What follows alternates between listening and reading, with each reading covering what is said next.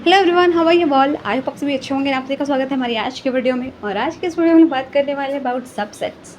Subset यानी कि set का ही फर्दर डिवीजन, जिसको सबसेट कहते हैं। अगर आपने क्लास 11-12 में मैथ्स लिया होगा तो आपने ये टॉपिक ज़रूर पढ़ा होगा। तो पहले उस एस्पेक्ट से थोड़ा डिस्कस कर लेते हैं। उसके बाद ये भी समझेंगे कि कंप्यूटर की मेमोरी के अंदर चीज़ें कैसे वर्कआउट करती हैं या कैसे काम होता है जब क्वेश्चन आता है कि print all subsets of a particular set. तो यहाँ पर एरे आपका सेट के फॉर्म में दिया हुआ है, तो इससे आप कितने सबसेट बना सकते हैं। या तो आप एक सेट में एक एलिमेंट रखेंगे, फिर दूसरे वाले में यहाँ पर आपके एक सेट में कितने एलिमेंट्स हैं? 3। तो एक उसका फर्दर डिवीजन हम लोग करेंगे, तो एक सेट में एक को रखेंगे, फिर दूसरे वाले में दूसरे को, फिर तीसरे वाले में तीसरे को।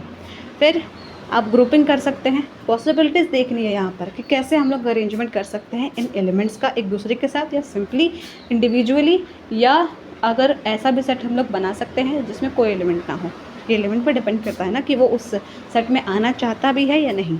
तो पहले इंडिविजुअल हमने 3 कर लिए, फिर उसके बाद ग्रुपिंग की 1 के 2 के साथ, 1 की 3 के साथ, 2 के 3 के साथ, और बस इतना। उसके बाद एक पूरा सेट भी आ गया, तो उसको भी हम लोग सब सेट के अंदर क्लासीफाई करते हैं कि आपका सेट का जितने भी डिवीजन होगा या जितने भी पॉसिबल अरेंजमेंट बन सकते हैं उसको हम लोग इंक्लूड करेंगे। और साथ में एक और ऐसा भी जहाँ पर ऐसा सेट हो कि कोई एलिमेंट उसमें आना ना चाह रहा हो, उसको नल सेट कहते हैं। तो अभी तो ये हमने अपनी नॉलेज को यूज़ करके किया, लेकिन अगर आपको इतना कुछ नहीं करना है, आपको बस ओवरऑल एज एन आउटकम देखना है कि एक पर्टिकुलर सेट में अगर 3 एलिमेंट्स गिवन हैं तो उसमें कितने सबसेट क्रिएट होंगे। तो उसके लिए एक सिंपल फॉर्मूला भी है हमारे पास, जिसको है 2 की पावर n। n यानी नंबर ऑफ़ एलिमेंट्स। तो इस वाले सेट में कितने एलिमेंट हैं? 1 2 3, यदि 3 ही हैं तो 2 की पावर 3। 2 को आप 3 टाइम्स मल्टीप्लाई करेंगे, 2 ही सही, कि 2 × 2 × 2 यानी 8। तो 8 आपके सबसेट बनेंगे, जो कि आपको एग्जाम्पल के फॉर्म में दिख भी गया। तो ये तो हमने मैथ्स के एस्पेक्ट से डिस्कस कर लिया। अब ये भी डिस्कस कर लेते हैं कि मेमोरी के अंदर क्या चल रहा होता है।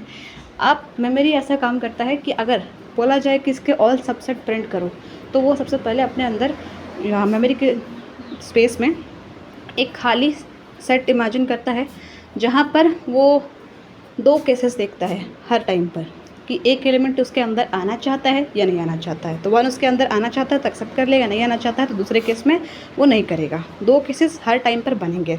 2 उसके अंदर आना चाहता है तो आ जाएगा, नहीं आना चाहता है तो दूसरे केस में नहीं आएगा। 3 उसके अंदर आना चाहता है तो आ जाएगा, नहीं आना चाहता है तो नहीं आएगा।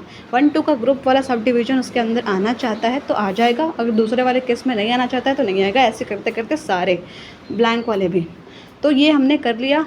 और फिर उसके बाद जो भी एलिमेंट्स उसके अंदर आ रहे थे केस 1 में हर टाइम पर, वो उसके अंदर चले जाते हैं और आपका सारा सबसेट प्रिंट हो जाता है। सिंपल।